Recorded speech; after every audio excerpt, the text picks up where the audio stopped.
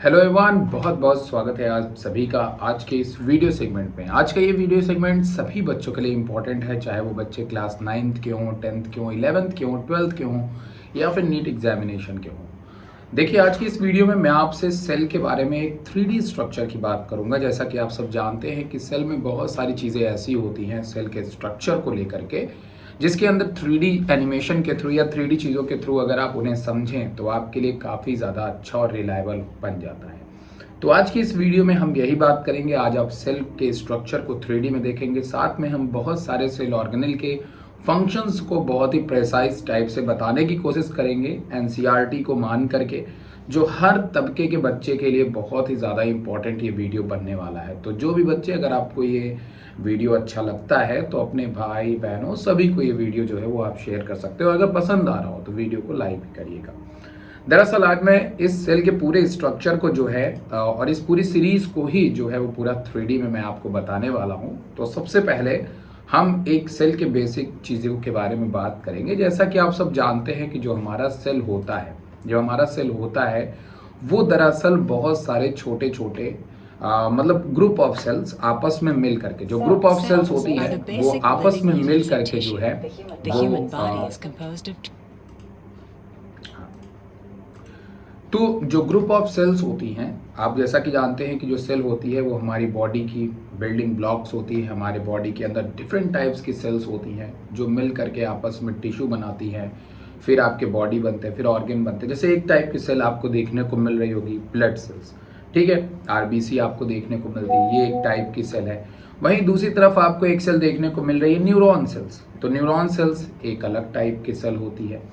उसी तरीके से जब आप बात करते हैं रिप्रोडक्टिव सेल्स, तो वो एक अलग टाइप की सेल्स होती है। यहाँ पे आपके सामने देखने को मिल रहा है वो ओवम और स्पर्म, ये अलग टाइप की सेल होती हैं। तो सेल्स अलग अलग टाइप की होती हैं और यही सारी अलग अलग टाइप की ग्रुप ऑफ सेल्स जब मिलती हैं तो वो टिश्यू बनते हैं, ठीक है। और ग्रुप ऑफ सेल्स मिलने के लिए हमारी सेल डिवीजन जो होती है वो सेल्स के नंबर को बढ़ाने में मदद करती है, जो कि आप यहाँ पे देख पा रहे होंगे।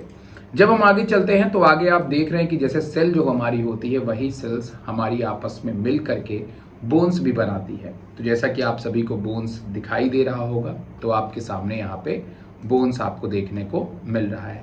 उसी तरीके से तमाम तरह की सेल्स हमारी बॉडी में और भी होती हैं, जैसा कि आप सब जानते ही होंगे। एक मिनट मैं नोटिफिकेशंस को बंद कर देता हूँ ताकि कोई डिस्टर्बेंस ना हो। ओके, चलिए।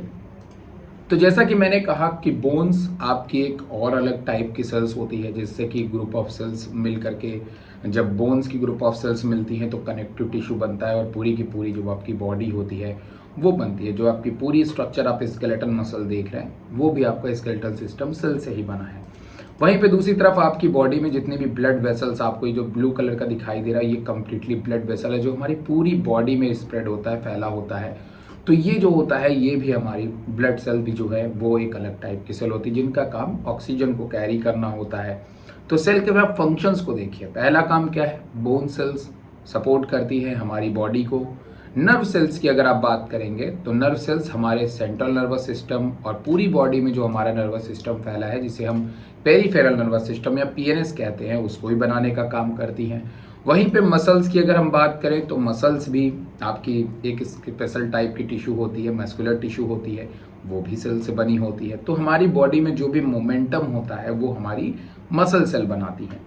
वहीं पे हमारी बॉडी को जो प्रोटेक्ट करता है, हमारी बॉडी को जो पूरी तरीके से प्रोटेक्शन का काम करता है, वो कौन करता है, हमारी बॉडी में प्रोटेक्शन का काम करती है, वो होती है हमारी स्किन्स, जो हमारी बॉडी में एक प्राइमरी प्रोटेक्शन प्रोवाइड कराते हैं।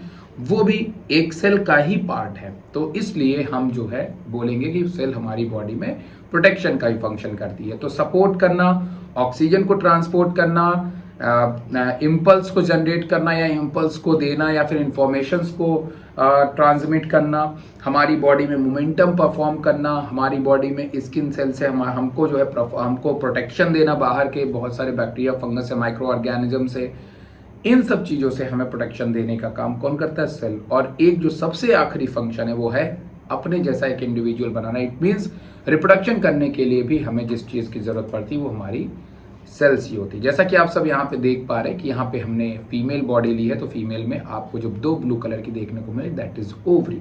ये हमारी ओवरी होती है और ये ओवरी जो हमारी होती है ये भी एक टाइप की आपको सेल ही देखने को मिलती है।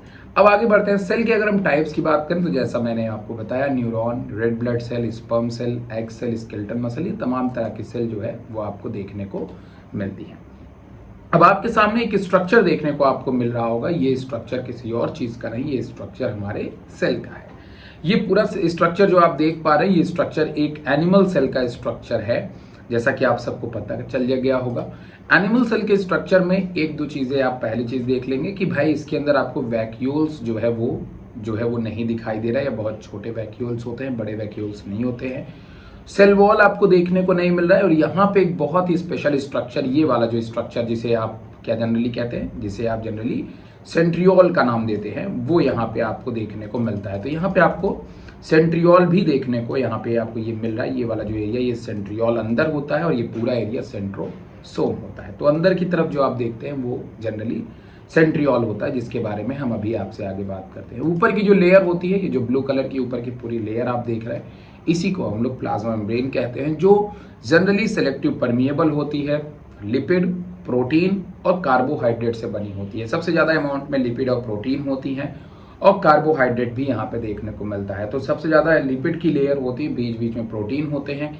इस स्ट्रक्चर को हम लोग फ्लूइड मोज़ाइक मॉडल कहते हैं और इसको सबसे पहले देने का काम किया था सिंगर एंड निकोलसन जी ने।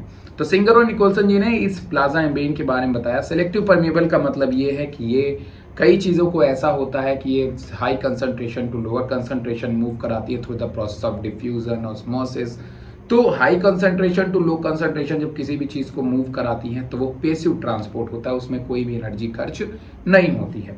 लेकिन जब high amount to low amount से हाई अमाउंट की तरफ जब जाना होता है तो वहाँ पे आपको प्रेशर डालना पड़ता है, वहाँ एनर्जी खर्च करनी पड़ती है, तो वहाँ पे ये एक्टिव ट्रांसपोर्ट शो करते हैं। लेकिन ये जो आपकी मेम्ब्रेन होती है, अगर हम कंप्लीटली होल फॉर्म में देखें तो वाटर इसके अंदर डायरेक्टली नहीं आ पाता है, क्योंकि बीच में ये आपकी ह्यूमोफोबिक होती, सॉरी ये क्या बोलते हैं, ये फोबिक होती है, हाइड्रोफोबिक होती हैं। जबकि वहीं पे अगर हम किनारे किनारे की बात करें, ऊपर की लेयर की बात करें, तो ऊपर जो इनका लेयर होता है वो फिलिक नेचर का होता है, मतलब उनको पानी पसंद होता है। बट बीच वाली जो ये लेयर आप देख रहे हैं, ये वाली पूरी लेयर, ये जनरली जैसे ये बीच वाली जो लेयर देख रहे हैं, ये जनरली हाइड्रोफोबिक होती है, इनको पानी पसंद नहीं होती, तो डायरेक्ट वाटर इनको क्रॉस नहीं कर सकती है।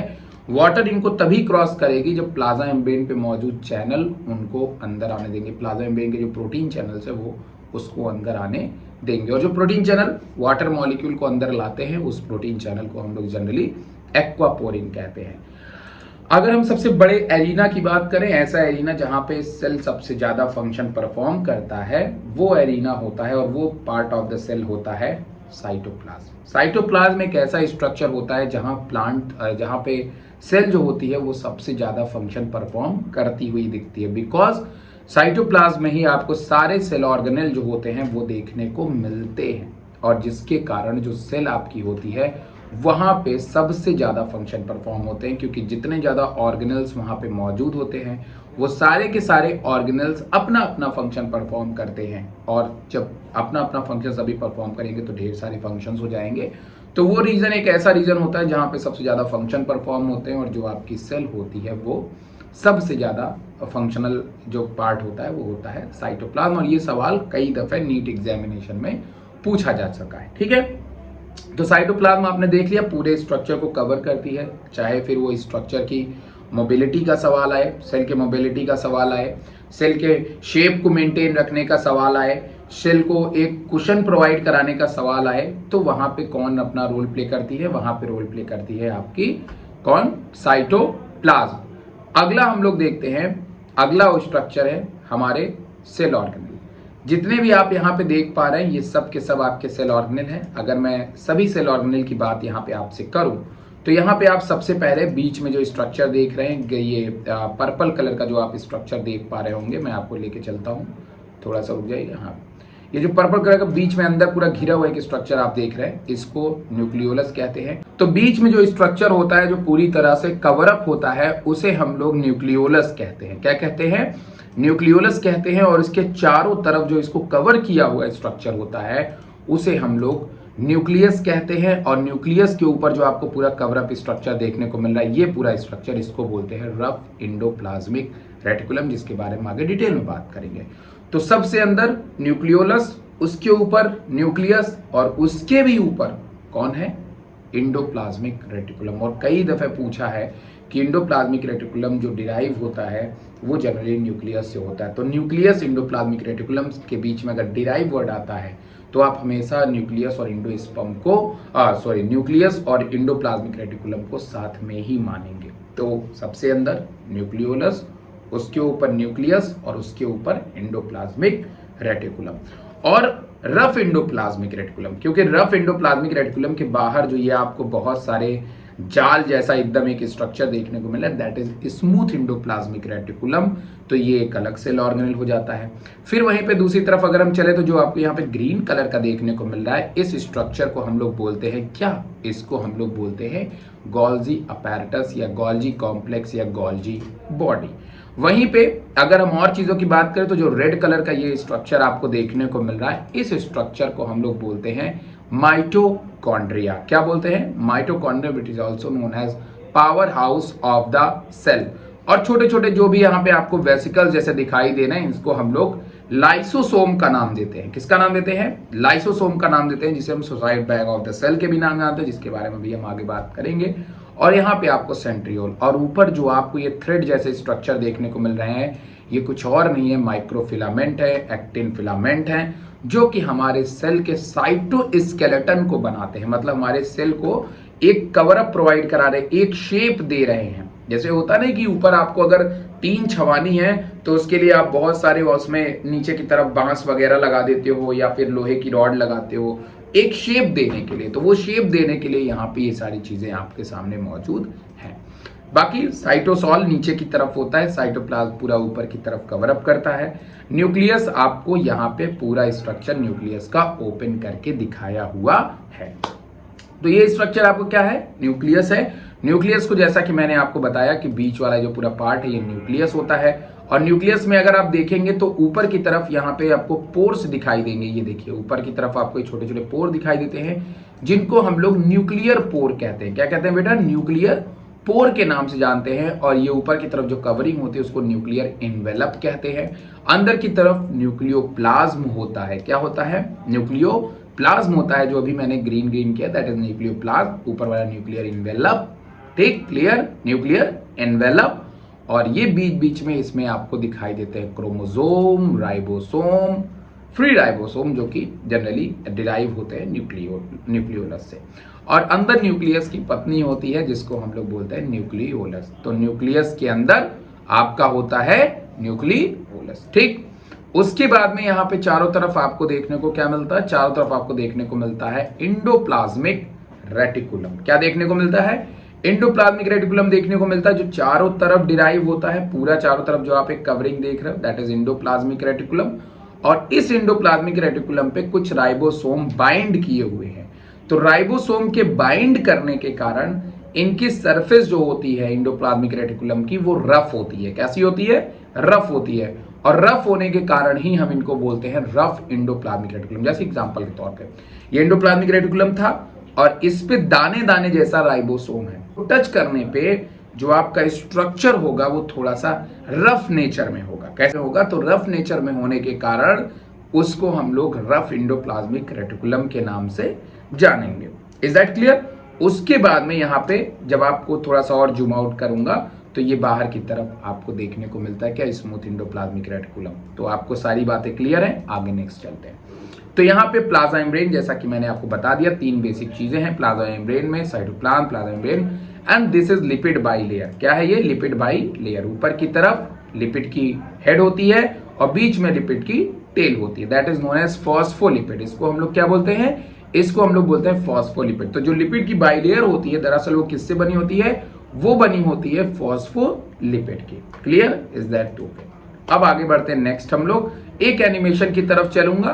तो यहाँ पे जो आपको स्ट्रक्चर देखने को मिल रहा है ये स्ट्रक्चर आपके प्लाज्मा मेम्ब्रेन का है, ठीक है।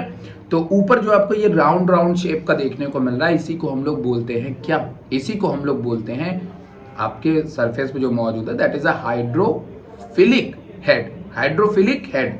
और यहाँ पे जो नीचे की तरफ जो निकला हुआ है दैट इज ऊपर की तरफ हाइड्रोफिलिक और बीच में जो है हाइड्रोफोबिक टेल। तो ये ध्यान में रखेंगे, बीच बीच में आपको प्रोटीन दिखाई देंगे, प्रोटीन चैनल दिखाई देंगे जिनसे वाटर मॉलिक्यूल, कार्बोहाइड्रेट वगैरह जो होंगे वो ट्रांसपोर्ट होंगे। क्या होंगे? ट्रांसपोर्ट होंगे, जो आपको आराम से इजीली समझ में आ गया होगा। अब आगे बढ़ते हैं। यहाँ पे ट्रांसपोर्ट आप देखिए कैसे होता है। जैसा कि आप सब देख पा रहे होंगे यहाँ पे आपको कुछ ऐसे प्रोडक्ट देखने को मिल रहे हैं, जैसे ये आपकी नॉर्मली सेल है। जब हमने जूम किया तो देखिए कैसे प्लाज्मा मेम्ब्रेन से होते हुए जो कुछ सब्सटेंसेस हैं वो higher concentration to lower concentration आ रहे हैं प्रोटीन चैनल से होते हुए। ऐसे ट्रांसपोर्ट जो प्रोटीन चैनल से होते हुए प्लाज्मा मेम्ब्रेन के अंदर आते हैं उसको हम लोग फैसिलिटेट डिफ्यूजन कहते हैं। क्या कहते हैं? फैसिलिटेट डिफ्यूजन कहते हैं। इस चीज को ध्यान में रखिएगा। और जब लोअर कंसंट्रेशन टू हायर जाएंगे तो जब नीचे से ऊपर जा रहे हैं, लोअर टू हायर जा रहे हैं, तो ऐसे सिचुएशन को एक्टिव ट्रांसपोर्ट के नाम से जानते हैं। ठीक, प्लाज्मा मेम्ब्रेन हो गया, ट्रांसपोर्ट वेसिकल्स। अब यहाँ पे जो आपको लाइसोसोम देखने, गोल्गी अपैरेटस देखने को मिलता है। गोल्गी अपैरेटस का काम होता है यहाँ पे, जैसा कि आप सब जान रहे हैं कि यहाँ पे आप देख रहे हैं ट्रांसपोर्ट वेसिकल्स। अब ये जो आपको ट्रांसपोर्ट वेसिकल देखने को मिल रहा है ये डिराइव होता है, मतलब ये बना होता है गोल्गी अपैरेटस से। गोल्गी अपैरेटस का काम होता है मॉडिफिकेशन और किसी भी चीज को, प्रोटीन्स वगैरह को ट्रांसपोर्ट करने का, मॉडिफिकेशन करने का जो काम होता है वो होता है आपके गोल्गी अपैरेटस का। तो वेसिकल्स दरअसल वही काम करते हैं, चीजों को ट्रांसपोर्ट करने का काम करते हैं। जैसे किसी पोस्ट ऑफिस में लिफाफे के अंदर कोई भी लेटर आप डालते हैं और लेटर को डालने के बाद फिर आप उसको क्या करते हैं? भेजते हैं एक सही एड्रेस पे। तो वही सेम काम कौन करता है? गोल्गी अपैरेटस करता है। तो ये बात आपको ध्यान में रखना है।